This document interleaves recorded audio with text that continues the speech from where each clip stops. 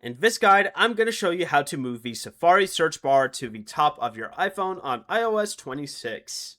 This is Miguel from Just Boz, and before we get into this guide, make sure to like the video and subscribe to the channel with all notifications on for more content like this. It really does help out the channel and we'd greatly appreciate it. If you have any questions, just ask them down in the comment section below. I'm going to be doing my best to reply to every single comment down there. Begin by opening the Settings app and use the search bar to find Safari. Tap Safari, then scroll down to the Tabs section. If the search bar is currently set to appear at the bottom, change the tab layout to top.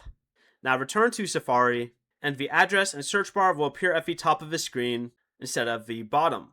Before you leave, remember to like the video and subscribe to the channel with all notifications on for more content like this. It really does help out the channel and we'd greatly appreciate it. And if you did have any questions, just ask them down in the comment section below. I'm going to be doing my best to reply to every single comment down there. Peace.